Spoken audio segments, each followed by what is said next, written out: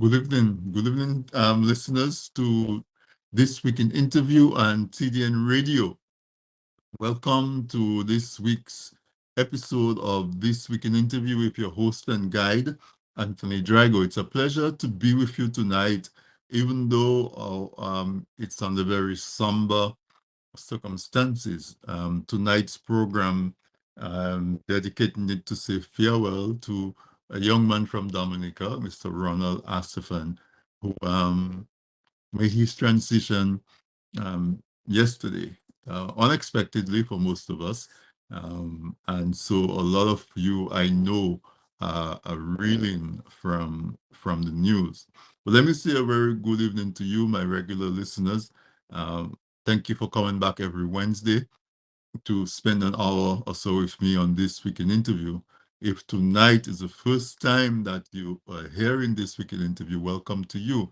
Those of you who are in Dominica, who may be listening to us or watching on DigiPlay Channel 59, RVR Jams Radio, online radio, carries This Week in Interview live on DigiPlay Channel 59. Also, Radio Online SBE Radio in the Toronto area carries This Week in Interview live. And you can find us on Facebook.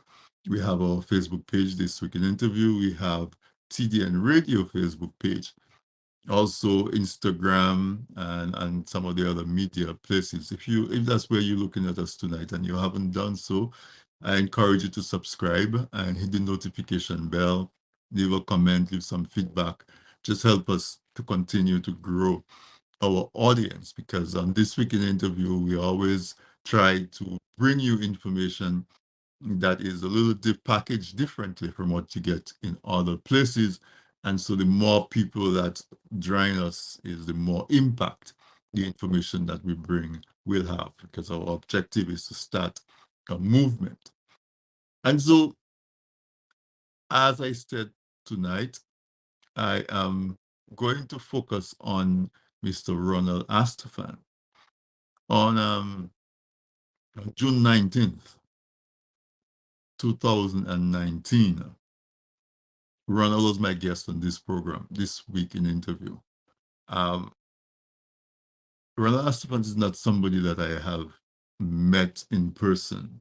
Um, he went to a different high school than I did. He's younger than I am. And so our paths never crossed in person. But we had a mutual friend, Miss Nicole Georges Bennett. And she made the introduction, and she asked him for my behalf to be my guest, and he agreed. And I was delighted that he agreed, because um, growing up in Dominica, in Roseau, the GUIYAVE restaurant is a fixture. It was part of the tapestry of Dominica. Most people who come down to Roseau, civil servants gets paid once a month, on month end.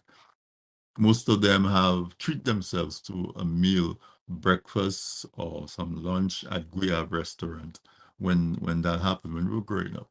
And so I had very fond memories of the food at GUIYAVE, iconic restaurant in Dominica. And so I was really excited that Ronald agreed to be my guest on my program. Um, it was a couple of years, 2 years or so, well, a year and a half after Hurricane Maria. And so our conversation delved into a little bit into those challenges that he was facing, both in terms of cost, but also availability of food, because Hurricane Maria completely wiped out a lot of the agricultural production. So our conversation delved into that. We spoke on his own personal passion of food, um, philosophy behind the way he ran the restaurant. We had a restaurant, and we were talking because in 2020 they were going to celebrate the 40th anniversary of GUIYAVE, and we thought of a project that we would do where we would create a book, a nice coffee tabletop book with pictures and recipes, and that reflected the vibrancy of GUIYAVE, while at the same time telling the story of the development and the journey of Dominican cuisine through, highlighting experiences of the GUIYAVE restaurant. But we all know what happened in 2020.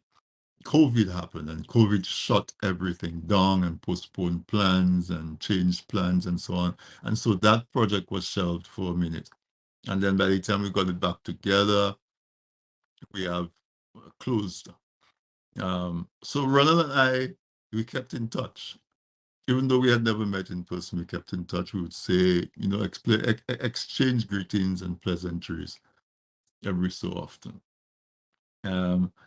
And so when I heard the news that he had transitioned out of this physical realm into the spiritual realm, I was shocked. It was unexpected. And so I can imagine what it felt like for the folks who know him personally, who interacted with him personally. So let me first of all say a heartfelt sympathy and condolences to his family, his friends, and everybody who knew him, his employees, his colleagues, his compatriots. From myself and from TDN Network, a heartfelt condolences to you. I know that as the acuteness of the pain starts to dissipate, those of you who knew him will have memories of him that will help you to go through this difficult time. He was well. He seemed like he was well respected and well liked.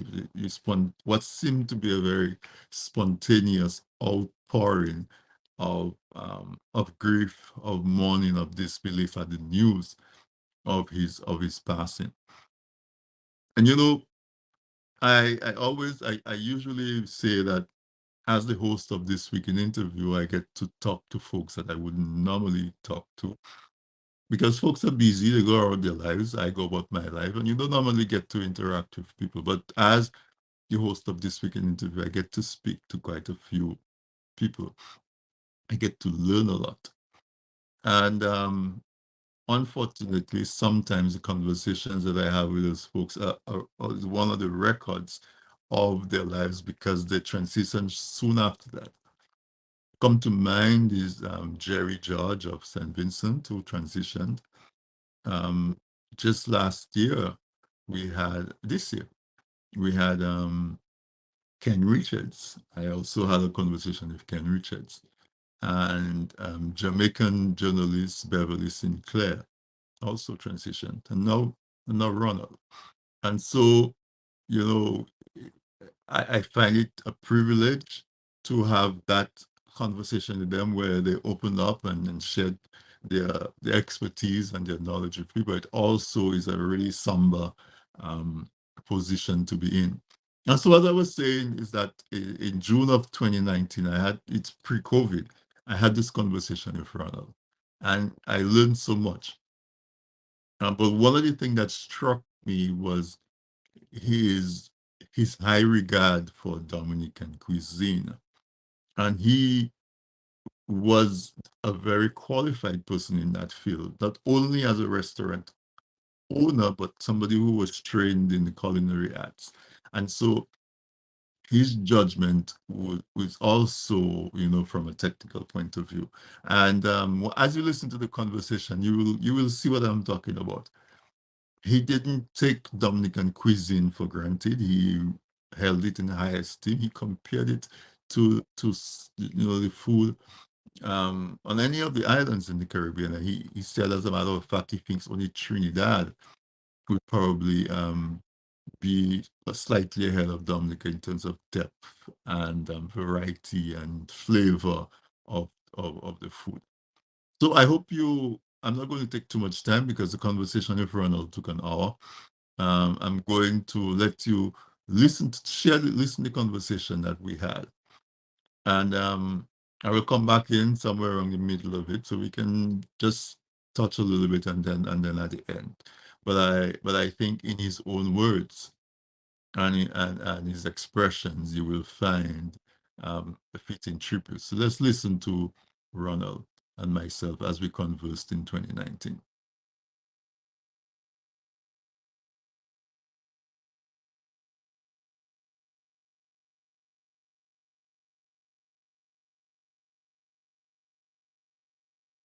Is Mr. Ronald Astaphan. He is the manager, owner, co-owner and manager of GUIYAVE. If when you come to Roseau and or you want to have there are several eating places in Roseau, some of them more casual than others. But if you want somewhere that's formal enough but still have that friendly vibe, that friendly atmosphere, if you have a visitor and you want to take them, like even like a business, some person visiting or a business meeting, and you want to take them to somewhere where you would have a semi-private space and reliably assured that the food is not going to be disappointing, more often than not, GUIYAVE is the place that you take your guests to. It has been like that since the inception. GUIYAVE was started in 1981 by Mrs. Hermina Astaphan, and it's still going, believe it or not. In Dominica is a tough environment to do business. The restaurant business in Dominica is brutal. We've not been a community that has a long tradition of eating out. At least that's what I think. I might get corrected by Ronald, but Dominicans tend to cook a lot of their own food, but yet still, even in that kind of environment, GUIYAVE has been able to sustain itself and thrive, and has become a permanent fixture in Dominica and Roseau. So Ronald, a very warm welcome to you on This Week in Interview. It's such a pleasure to have you. I was really delighted when you told me yes, you could be my guest on This Week in Interview. So welcome. Thank you, Anthony.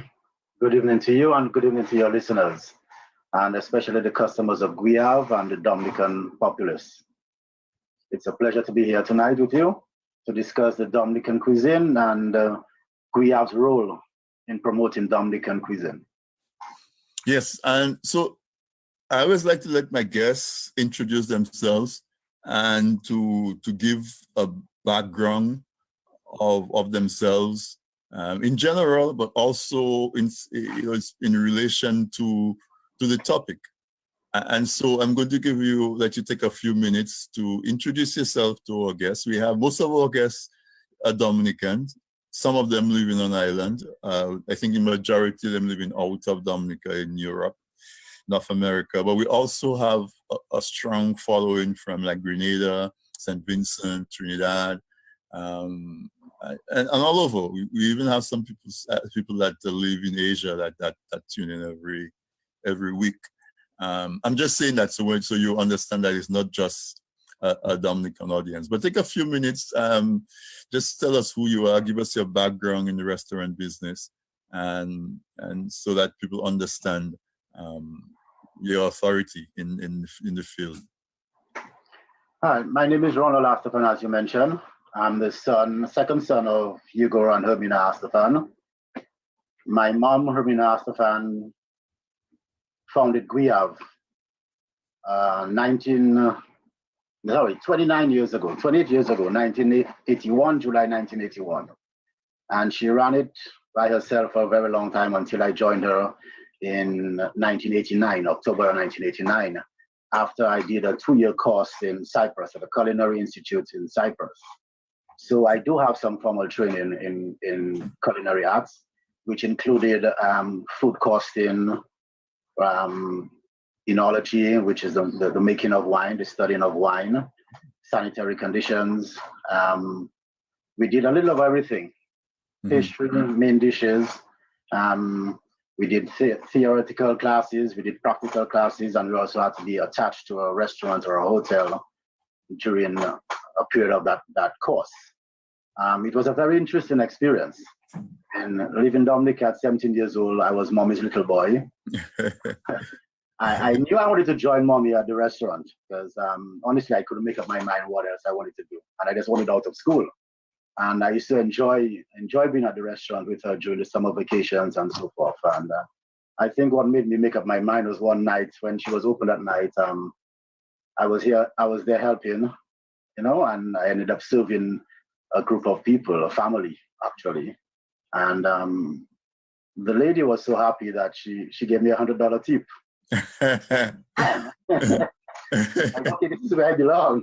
Yes.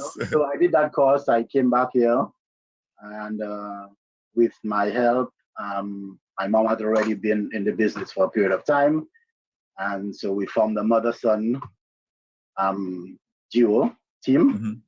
We began to expand the business.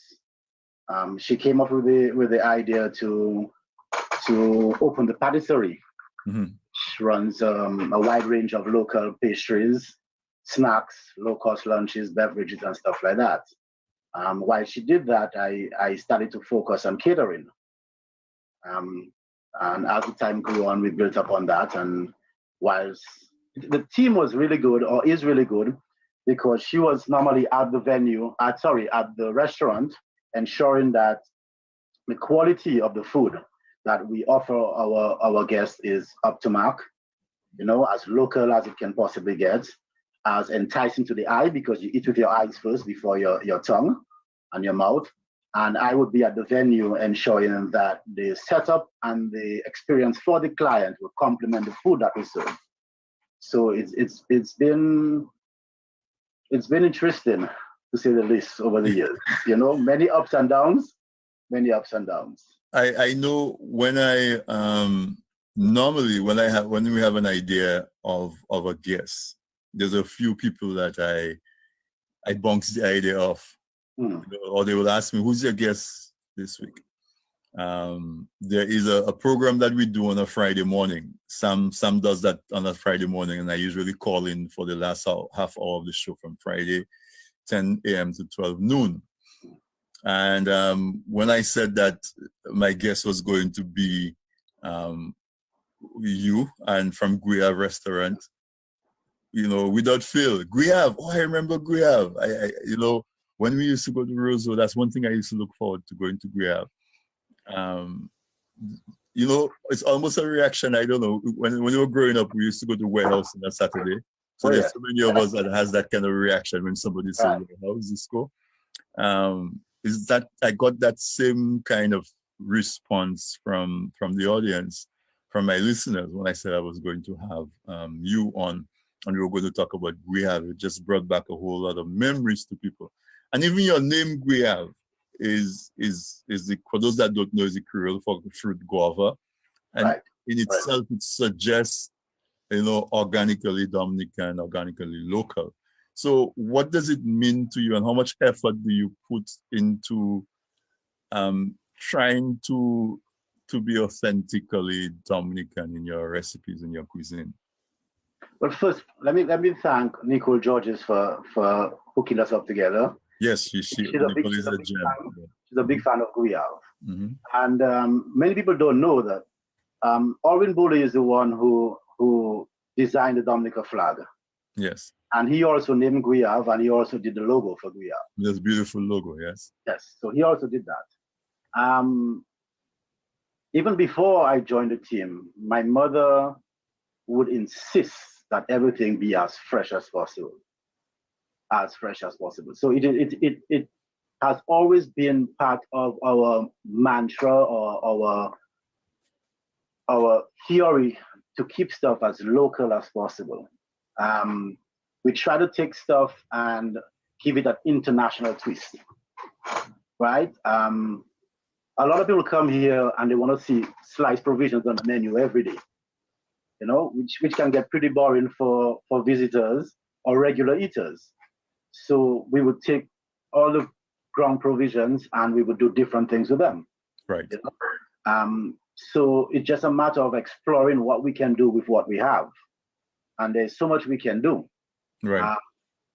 right now we are working with a French chef and consultant, Mark Lesdemer, who is helping us to move to another level in terms of making our food healthier, introducing different menus that are acceptable or interesting to people with different or sophisticated palates, right? And the interesting thing about working with him is that everything is local. So we are slowly trying to move away from using additives, using any kind of artificial flavoring, which is something that is widely used in the West Indian culinary dishes, stuff like seasoning salts, cubes, bohayo, that kind of stuff like that. But there's so much stuff that we have locally that can explode when it comes to flavors, that we are now experimenting with those things, because after 38 years in the business, and we realize that we have to move on, we have to change. It's no longer business as usual. We have to change stuff to meet with the needs and the requirements of our customers. But at the end of the day, it's still very, very, very important to us to stay as fresh and local as possible.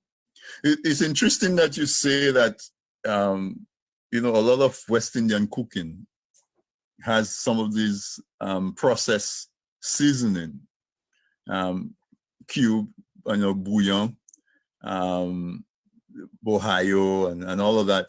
Where in a place like Dominica, where the herbs are so potent, so I like that concept that you're trying to replace a lot of that processed seasoning with fresh local seasoning. So let's talk a little bit about the Dominican palate, because you've been in it for 38 years in a formal way. What is your, as as somebody who is trained in the business, the theory of it, the practical of it. Some people have the impression that maybe the Dominican palate is not as sophisticated.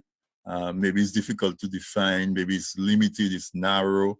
I just want to get your take on it. What is where was it? Where is it now? Where do you see it going? If you understand what I'm asking. For sure.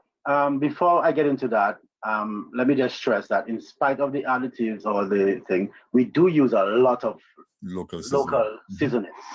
One of our biggest costs is local seasoning. And actually, I'm cutting that down by doing my own farming also of some of my vegetables and seasonings, so we get it as fresh as possible. And that's one of the most pleasurable things you can enjoy, going into your own personal garden and picking stuff to cook right away. And sharing it with your customers. And sharing it with your customers. That I think is. I mean, when you grow that and you see the success, I mean, you have failures. I mean, agriculture is a risky thing. Right. But when you have good quality stuff, it's really a good feeling. And when you prepare that for the customers, you really feel reassured that you are giving your customers the healthiest, freshest produce available. Now, having said that, with the Dominican palate, a lot of people like comfort food. No matter where you go, everybody has their own comfort food. And a lot of us Dominicans have comfort food. Now, I'm a broth guy. I can eat broth Monday to Sunday. That's not a problem. I love it. But more and more, we are being contacted by people, or we meet people, even family and friends who travel and who read or who educate themselves, and they find different things that they want to try.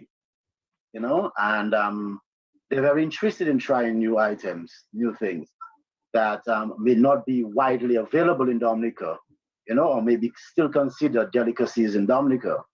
But generally, over the 38 years we've been in business, and for me, the 28 years I've been with GUIYAVE, you're definitely seeing that increase in that type of palate. So that is something that we have to move on. Dominicans, I think the only other English-speaking Caribbean island that can compete with Dominica on our local food might be Trinidad. Oh, really?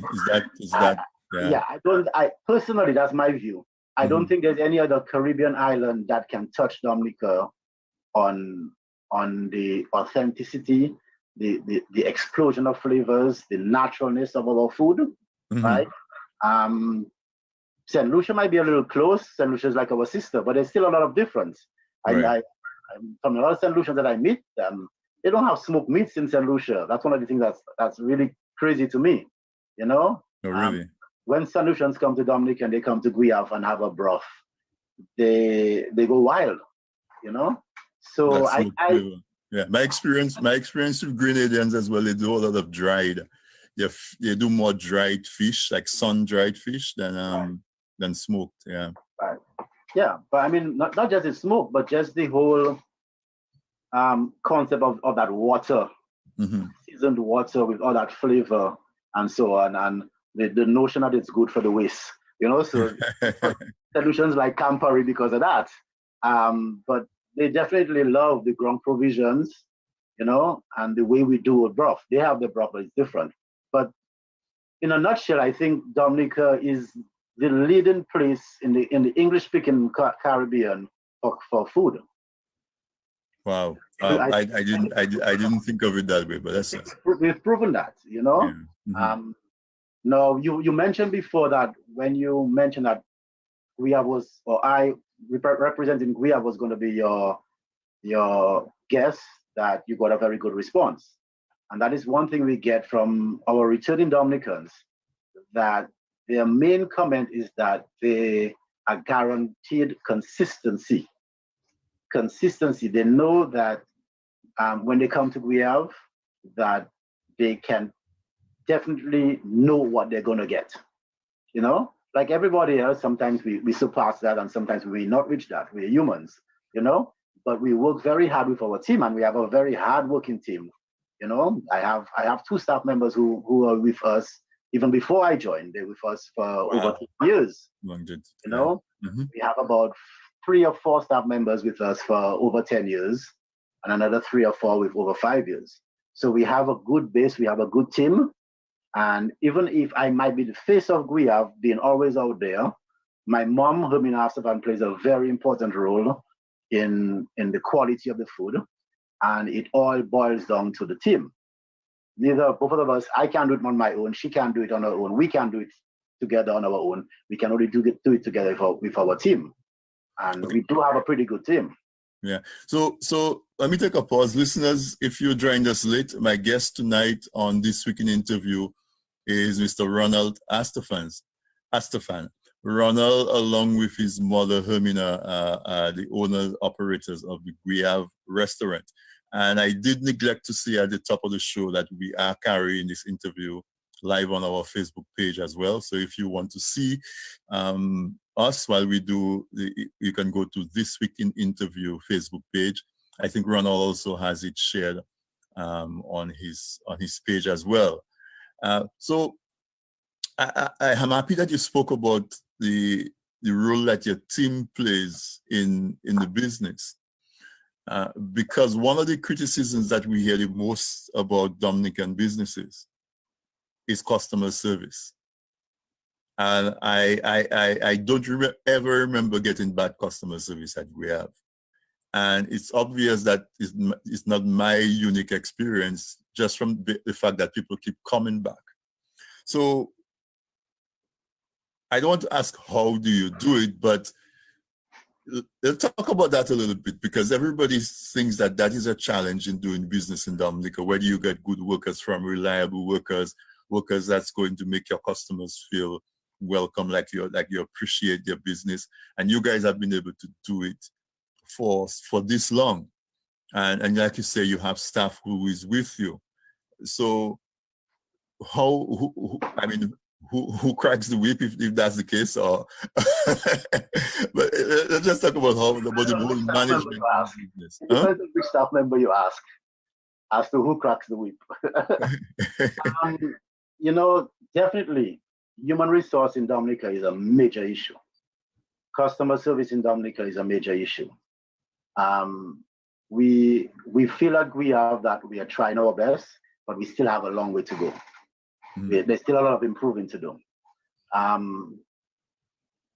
We get a lot of compliments from visitors or customers about our customer service, and we feel really good about that.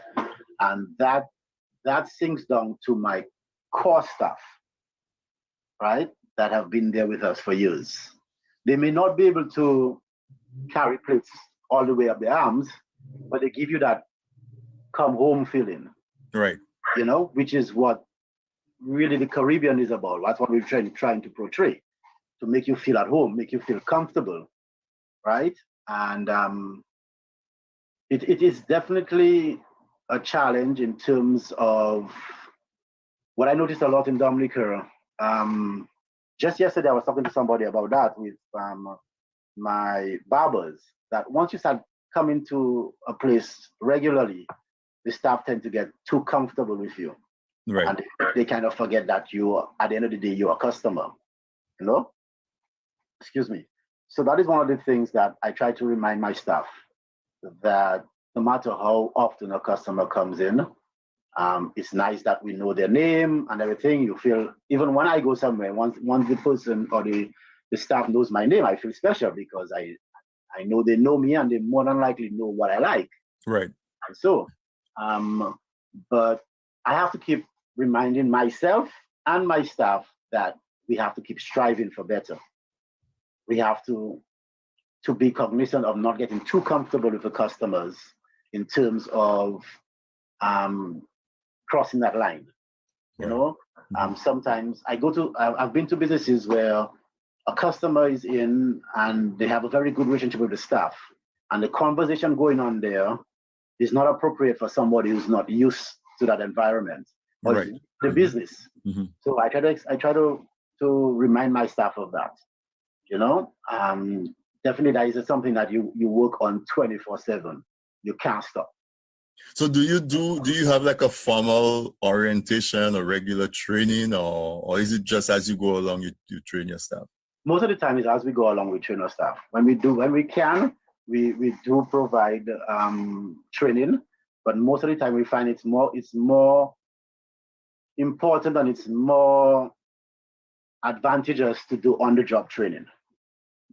Right. So as you go along, you do on-the-job training. Okay. So, but also, I noticed on your Facebook page you have a mention of you as an instructor at the regional level. Can you talk about what you did there a little bit, because that might inform how you're able to transfer that to your staff? It was about 2004, I think, around that time. A colleague through the what then was the NDC, which was Kimito, who is now with the OAS. I think she's maybe the third or fourth top ranking OAS official now. She called me while I was on vacation. I was in Chicago, and she says, "Ronald, you know, I'm with the OAS now, and we have this program coming up, and I recommended you for it." So I'm like, "What program is this?" She said, "We want you to do a toolkit and explain that this toolkit must incorporate the use of local products. And this is to be used for small hotels and restaurants around the Caribbean, so that they can use more local products that can benefit the local economy, the farmers, and, you know, trickle down to other areas of the society." Right. And you will be working with the Culinary Institute of America, and you'll be going to different islands to do training.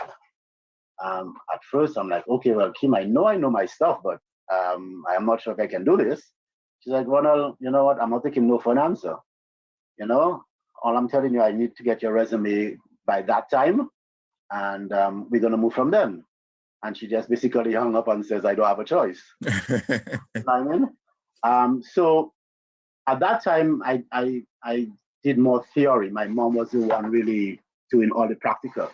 I spoke to her about it, pulled her in. I also pulled in Michael Eugene, who helped me kind of put everything together, you know, all the recipes my mom provided and the input from me and everything. We put them together and we did a toolkit for the OAS, Organization of American States. And we worked with Chef Mark Ainsworth from the Culinary Institute, and we went to Antigua, Bahamas, Belize, and Kitts. In Bahamas, we did Dominica, St. Lucia, and Bahamas. and Antigua, Belize. Yeah, I think that's it.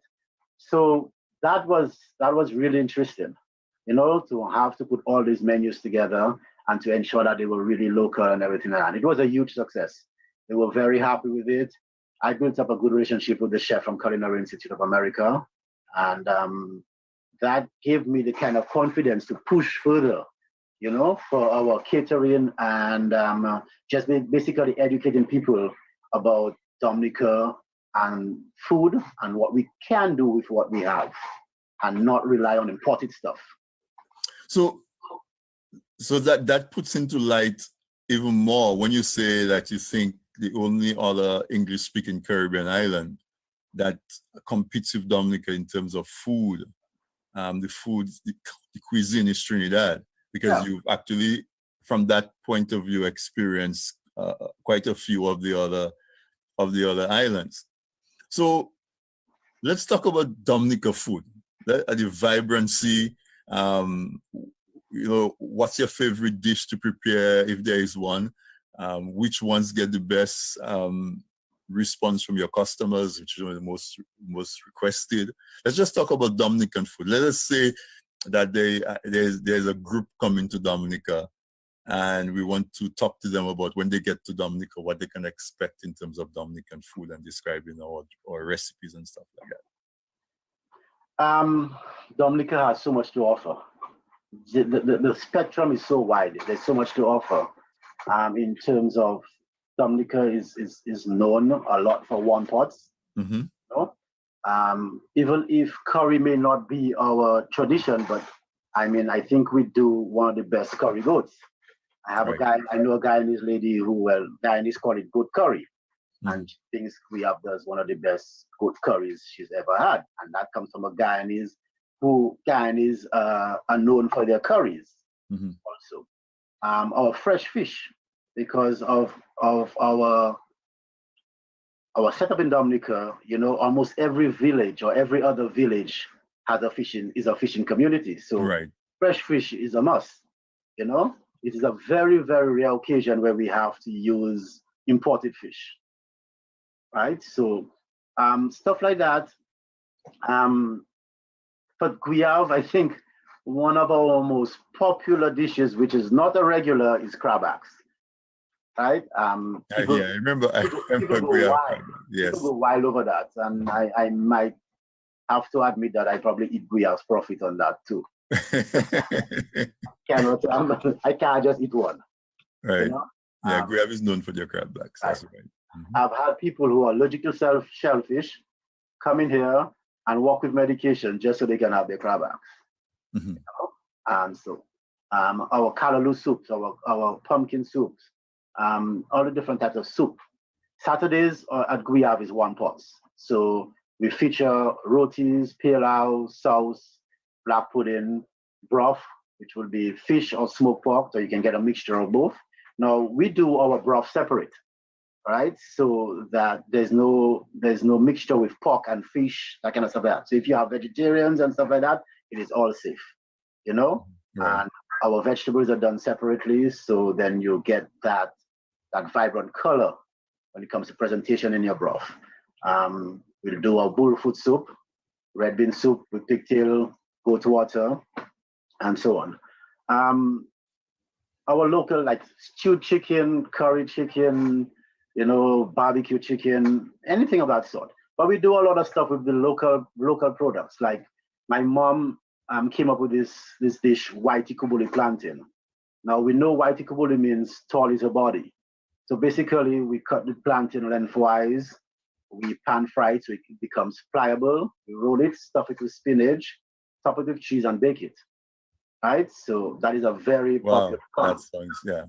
And she also came up with plantain and shredded coconut, where we did a batter, passed the plantain through that, and then fresh coconut and deep fried. So I don't know if you ever remember in school having bakes and coconut cheese. that kind of gives you the idea of what coconut. Right. Mm-hmm, mm-hmm. I remember Kamala John Baptist came here to meet with some clients, and she's not a lover of plantain. And she was going to have lunch. I'm like, you got to have that. She's like, no, I don't like plantain. I said, promise, have it. If you don't like that alone, you get everything free. And she fell in love with it. Right. We make our own ice cream, right? We Wow. make our own fruit flavored ice cream. We try to do our own ice cream in-house. So we try to do everything locally. All our desserts, pastries, everything is done in-house and done freshly every day. Let's talk about your juices. I know you carry a range of local juices. Yeah. Thank God, right now, since the hurricane, fruits are coming back in swing now. Mm-hmm. But that is something that we are known for. In the past, many restaurants would use syrups, bellow syrups to make juices. Excuse me, sorry. That was never allowed in GUIYAVE. Everything had to be fresh. Everything had to be fresh. So on any given day, once fruits are available, you can have a choice of maybe 5 to 6 different flavor juices. Dominica have juices that I don't taste anywhere else. Our passion fruit juice is different. Our grapefruit juice is different. Everything. I remember going to St. Lucia with some friends for the jazz festival, and we went to a restaurant, and I'm like, what fresh fruit juices do you have? She's like, orange. I'm like, is it fresh? She says, yes, it's freshly opened. No, Dominica, this doesn't work. This doesn't work, So Dominica is a place that, again, one of the few places in the Caribbean that you get that wide variety of fresh fruit juices. Mm-hmm. For now, at this present time, we have an abundance of guava cherry. I'm not sure if you've ever had that. Yep. Guava cherry, passion fruits, pineapples are in full swing right now, right? We're getting mangoes. Mangoes, yeah. So we're doing fruit punch and everything like that. Mm-hmm. Stuff like that, yeah. And I know at Christmas time, you guys do a wicked sorrel. Sorrel and ginger beer. Sorrel and ginger beer. So we are looking forward this year to getting fresh sorrel. Last year it came in a little bit, but not as plentiful as other years. So we're looking forward to get that fresh sorrel. Because you have the regular, you have the white, and you have the premium, that extra red sorrel. Yeah. So I'm listening to you talk, and you say they're coming back in, and you really just say it, Pastor. But I know when our agriculture gets devastated by a hurricane, especially since you strive so much to use local products in your recipes, what's the challenge like that you face when you have a event such as Hurricane Maria that wipes out pretty much all of the crop, and you have a hard time getting local? That must be a real challenge. Well, after Maria business was just not as usual. So we knew we could not get that. So we had to resort to a lot of processed foods. Mm-hmm. Luckily, stuff like yams were readily available because they were underground. They did not get that damage. Oh, okay. Like the bananas and so. Mm-hmm. We were able to get some plantain. The plantain was able to survive. Even if they fell, then they would ripe, mm-hmm. and stuff like that. So we would get minimal amount. So we try to make the best use of that as possible. I remember when we first started to start back with fig and saltfish. People were just going crazy. People who would normally complain, oh, I don't need provision or so, after not having it for such a long period of time, the craving just developed again, because in spite of it all, the nutritional value of those items, those food products, and the buoyancy because of the fillingness of them plays a major part. There was a time when I felt Dominicans didn't feel for quality; they just wanted quantity. Mm-hmm. But that has been changing over the past 15 years or more. People want that balance between quantity and quality, and people are getting a lot more health conscious. So when people like Alex Bruno and other interviewers spoke to a lot of our centenarians, they would stress on the importance of fresh food, right. The provisions and stuff like that. So this is something that GUIYAVE will never run away from, and will always be a major part of GUIYAVE. Even if we do croquettes, we do different items, we do different ways, we will always use the local products. So, in terms of your recipes, so listeners, um, you see what I talk about when I mentioned that this conversation was just so it made so much of an impression on me. I learned so much about Dominican food and Dominican cuisine, and Ronald was in his element, his area of passion, an area that he demonstrably knew well and was comfortable in.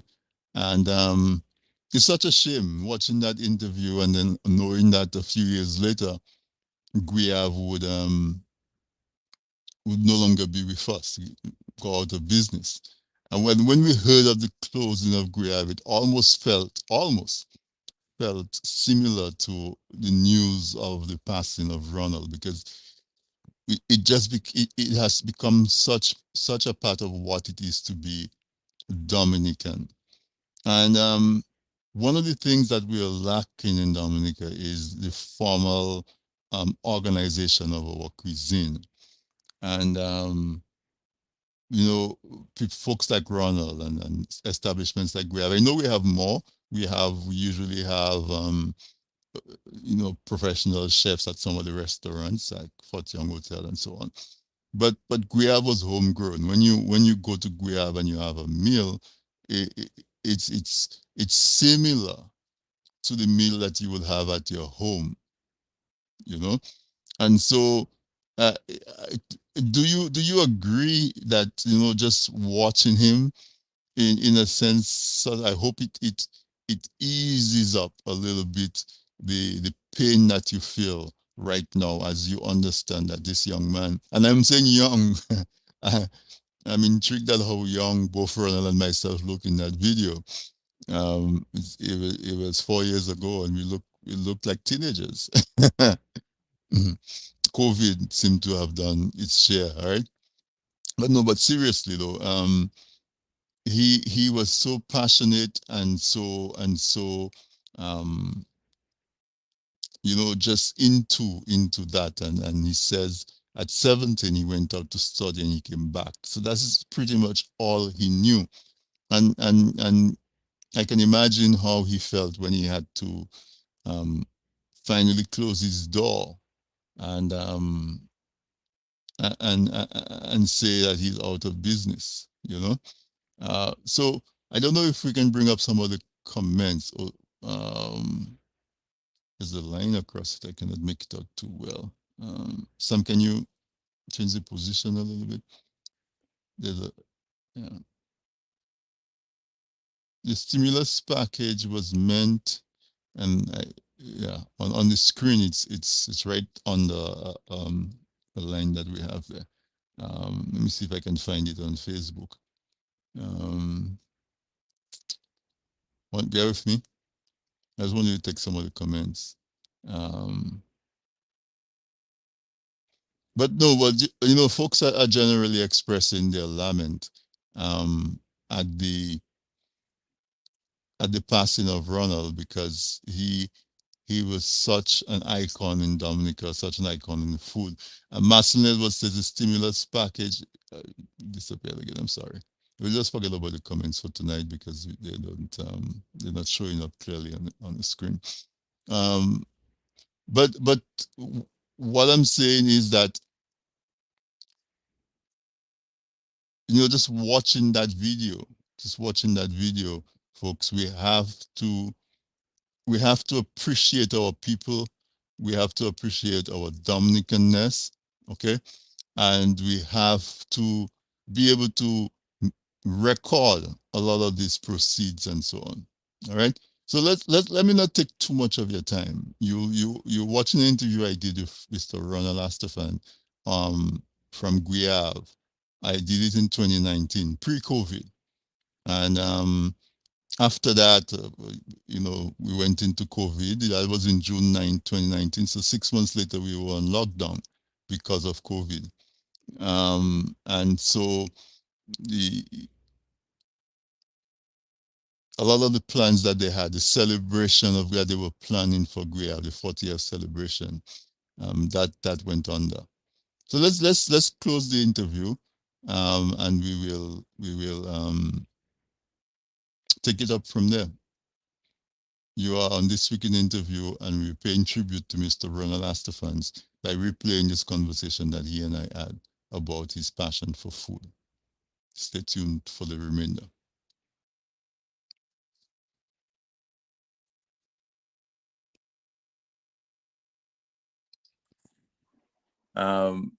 Tourism in Dominica is developing. It's still maybe still budding. How do you make your dishes to be able to satisfy that international market, the cruise ship visitors, the overnight stays, businessmen, to sort of still introduce them to Dominican food, but still make it so that they can not be afraid of it and think like it's something exotic. How do you balance that? Well, we want to keep our Dominican heritage, our Dominican flavor, but still make it international enough that it's recognizable. I think the biggest difference for these clients probably would be that we don't, in our local cuisine, we don't use as much boneless meats as the Americans or the Europeans would. Mm-hmm.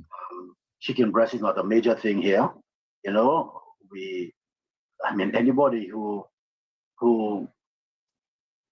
is a meat eater will know that the flavor comes from closer to the bone. Right. Closer to the bone you get, the more flavor you get. As long as we do not spice it up too much, because a lot of the Europeans and Americans are not able to digest this heavily spicy foods.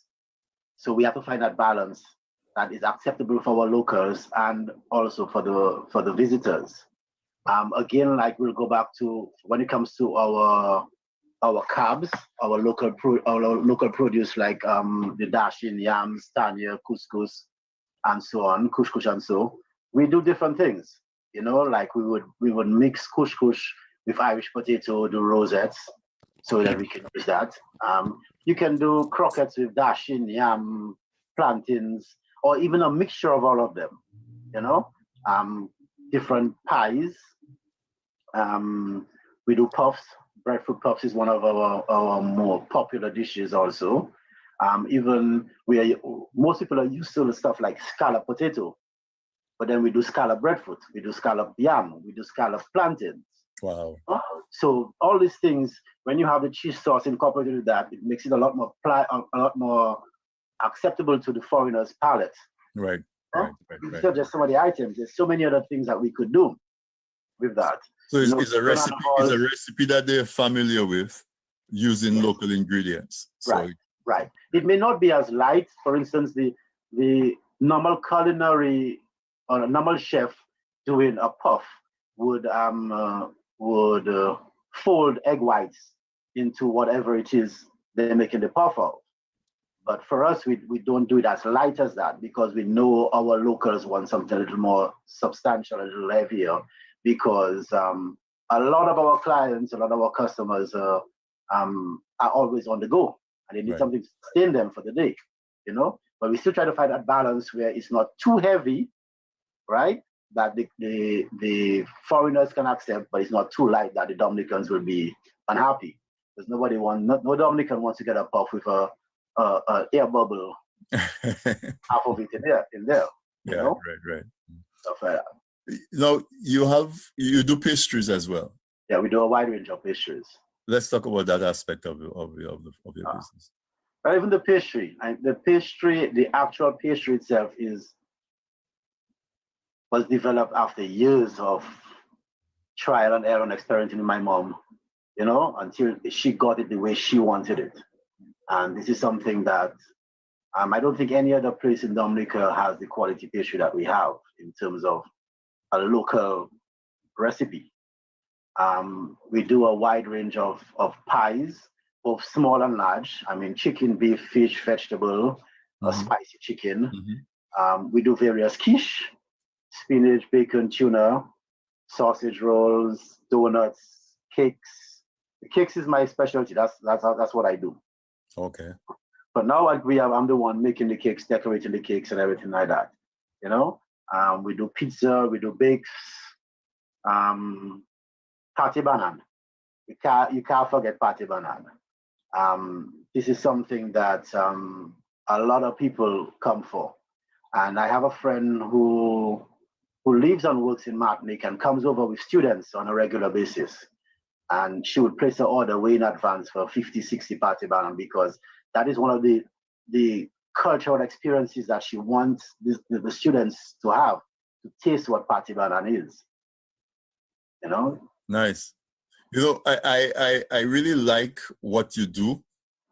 But maybe I'm just not as in touch as I should be, but I don't have the impression that Dominican cuisine is I don't if organized is the word, or like formally organized. Like for example, you know, Trinidad seem to be very organized and maybe a little more advanced and developed in terms of their cuisine, their different types of foods that they have.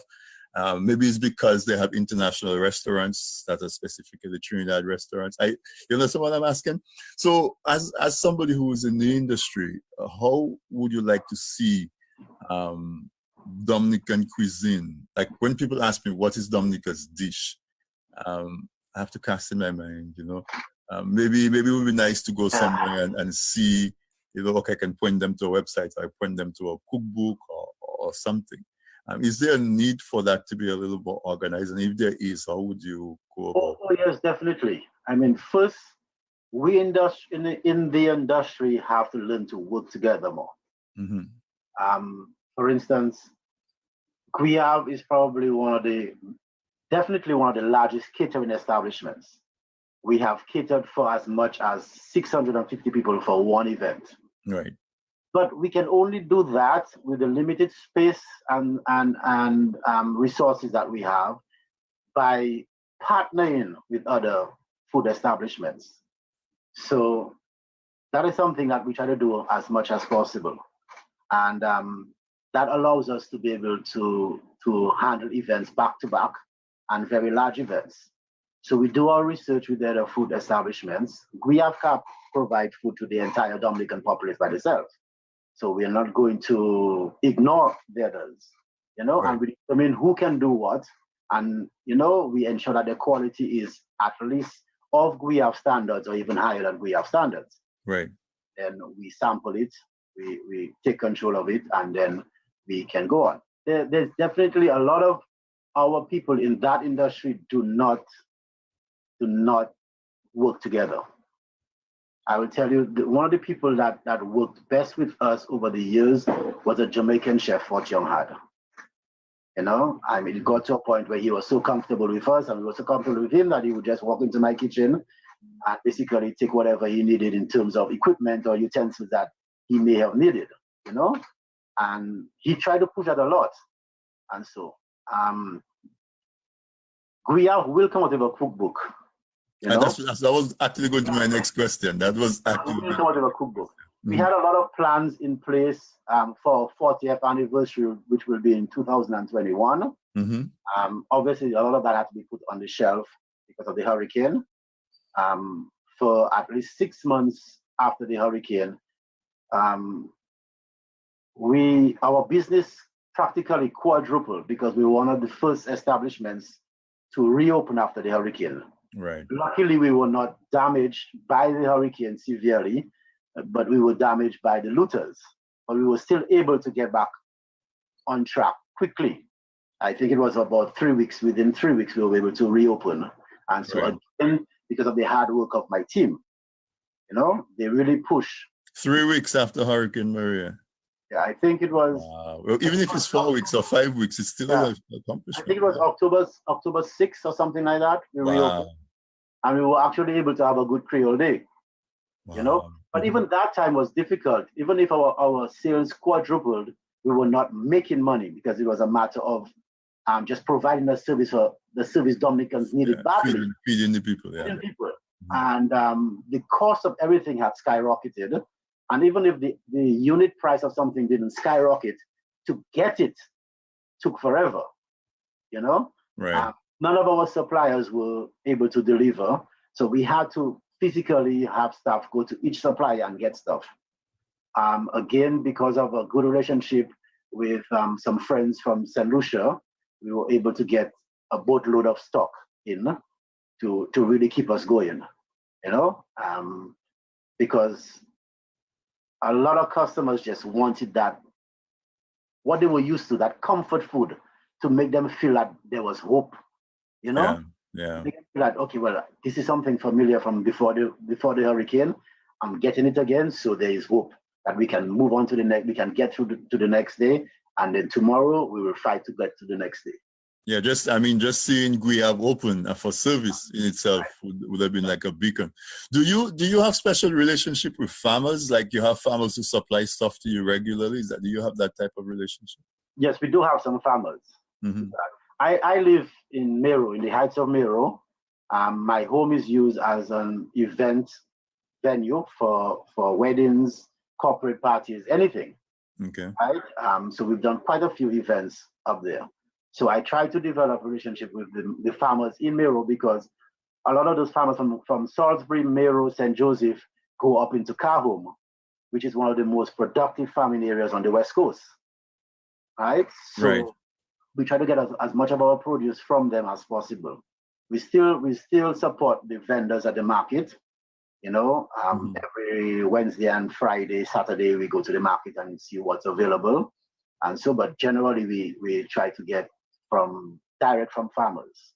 Yeah, because that type of liaison, collaboration between the restaurant and the farmers, I think is important, because it's very important, because you can kind of tell them the quality that you want, and have a little more control on the input. That's awesome. I'm getting some feedback that you need to do the recipe book. I got like 3 texts right there. No, I think that it would be huge. And that question that I asked you about the development of Dominican cuisine as something formal, I think a GUIYAVE cookbook that shows recipes from Dominica, because so much of your food is local, while you tracing, you know, the evolution and the growth of GUIYAVE, I think would be a good record of that. So I think that's something that your customers are looking forward to. Definitely, that's definitely on the plan. You know, as we build our team and we get more of a secure team where both my mom and myself can branch out into other areas instead of being involved in the actual day-to-day production of everything, we definitely will be putting that together. I think the last cookbook that came out from Dominica was from Miss Kuzlatig, maybe way in the 80s. A while back, yeah. That was a long. I just bought one. I just bought a copy on Amazon a couple months ago. Yeah. But so much has changed. So much has evolved since then that I think it will be fitting. Hopefully, by our 40th anniversary, we should have that, at least if not ready, but you know, on the way. Certainly. Let me give you an opportunity to make a plug for your business. You know, talk about GUIYAVE to people that are planning to come down, people that are in Dominica, you know, whatever aspect, your catering business, we haven't touched on that too much. So, you know, take a couple minutes and, you know, encourage people to touch on it. As we mentioned before, GUIYAVE has been in operation for almost 4 decades. So GUIYAVE is a staple. We have been in the same location for that long. Right? We have to be doing something right to survive that long, you know? We do a lot of destination weddings.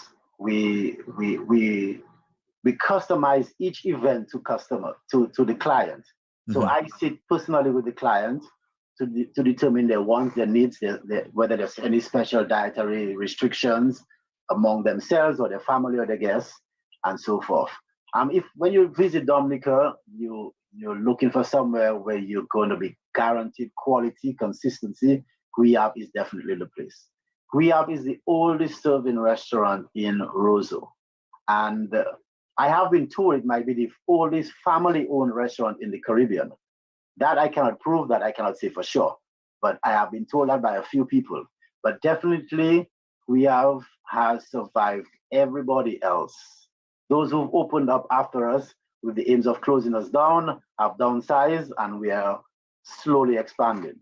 So, I mean, you're looking for safety, one of the cleanest environments, and one of the funny things in Dominica is that because GUIYAVE is one of the cleanest, or maybe the cleanest restaurant in Dominica, people have a notion that we are expensive.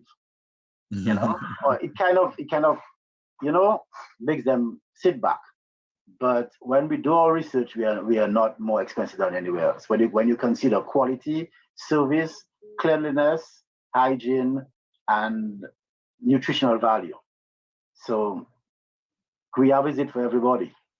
So how is somebody interested in using your service? Your Facebook page? Where do they get a hold of?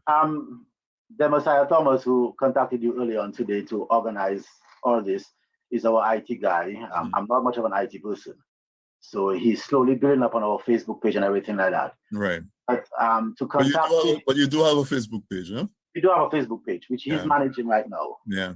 And right now, so we are slowly building up on that. We're beginning to post our menus every day, pictures about the food and stuff like that. But generally, somebody will contact me via phone, 767-448-2930, or via email, guiyavemanagement@gmail.com.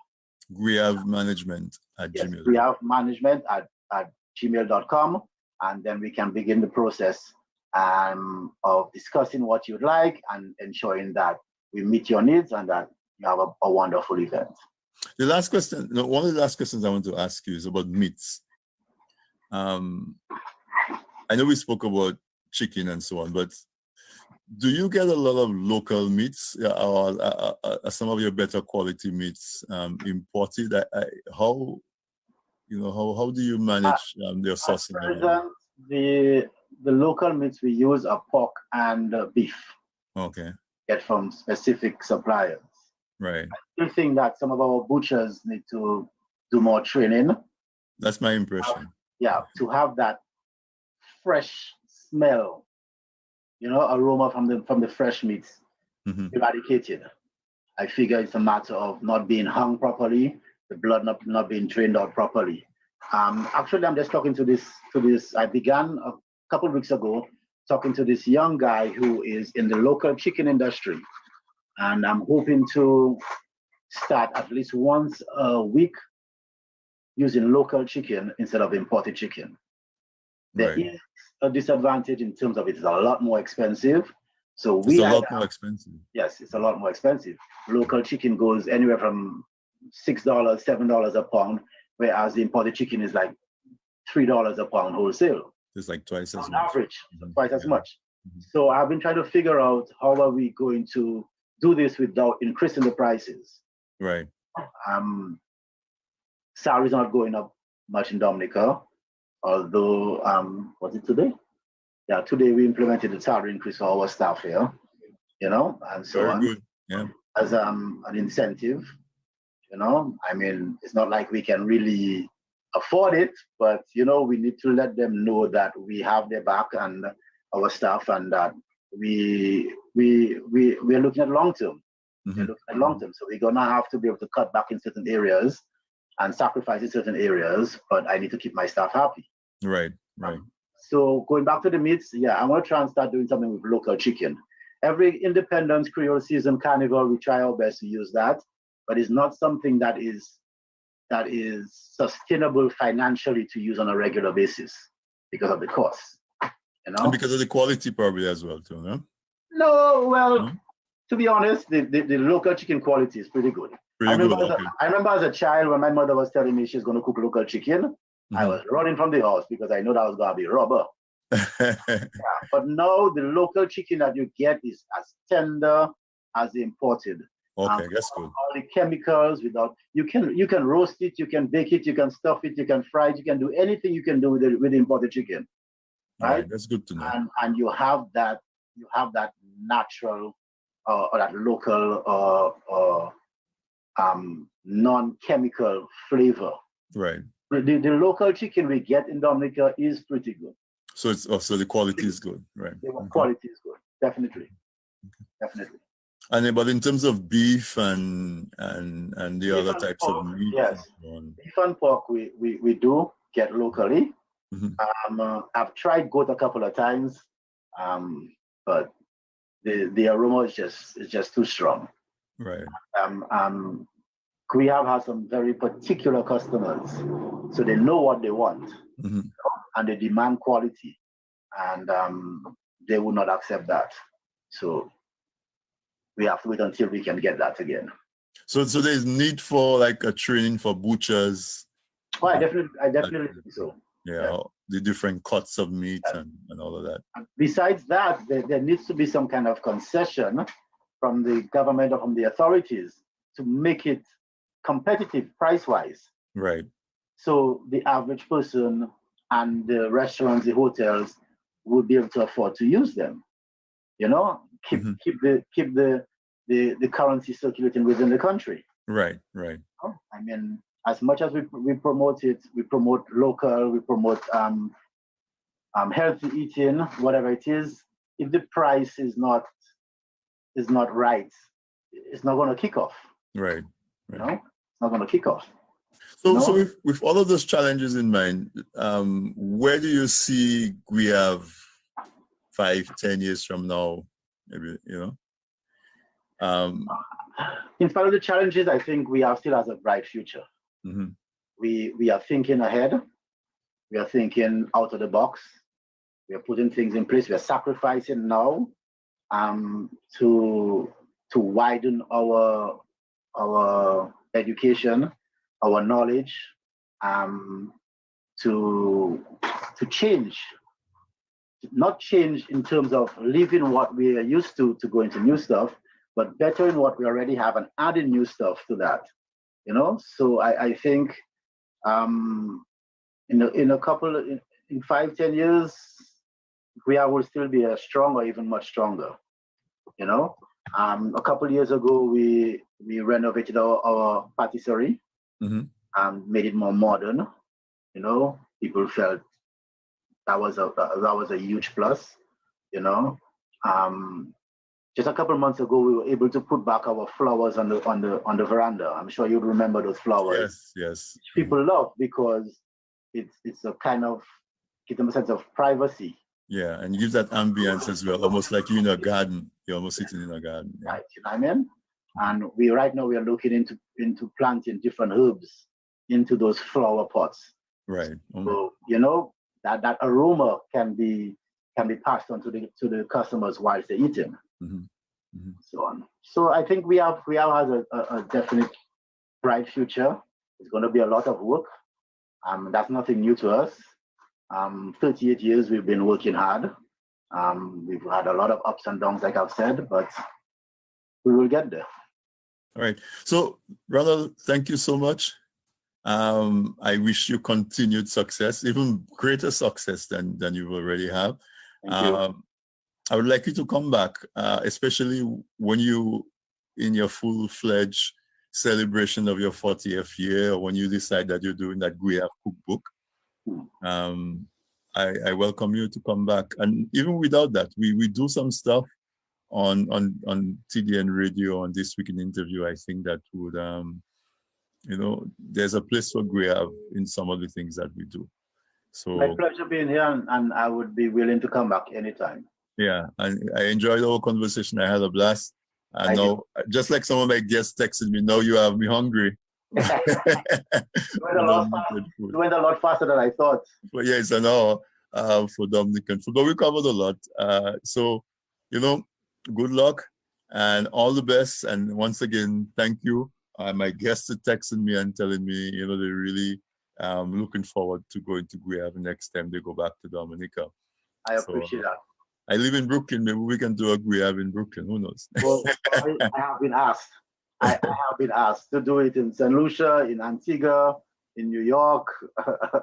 Yeah. But nothing is off the table. Yeah, because you go to different restaurants. You see a Trinidadian restaurant, Jamaican restaurant. We don't have an Eastern Caribbean, OECS, I should say, place to eat so much. You know, it would be nice. But all the best, and let's do this again soon. All right. You're the best also with your radio show. All right. Thank you so much, man. Blessings. All right. Bye bye.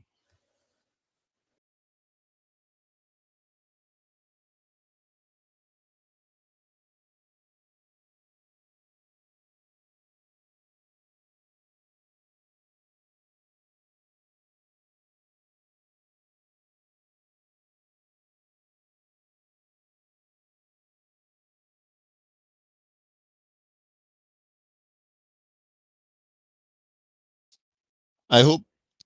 Sorry about that. My mic was muted. I hope you see what I was talking about in terms of the conversation that I had with Ronald. He was upbeat. He was poised and serious, and just really in his element, as I said before. And I asked him, where would GUIYAVE be in 5, 10 years time? And he said, GUIYAVE is not going anywhere. GUIYAVE is here to stay. They've been there for almost 40 years. He was excitedly looking forward to the celebration of the 40th anniversary of GUIYAVE. GUIYAVE started in 1981, so 2021 would have been 40 years, but nobody saw COVID coming. And COVID changed so many things.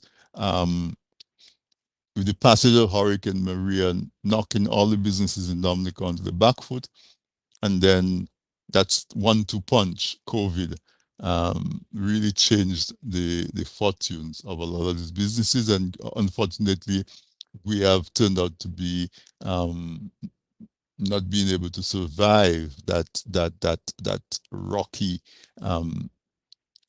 experience. But we are grateful for the time that it was there. We're grateful for Ronald. We're grateful for his family for setting it up so that he could share his passion with us.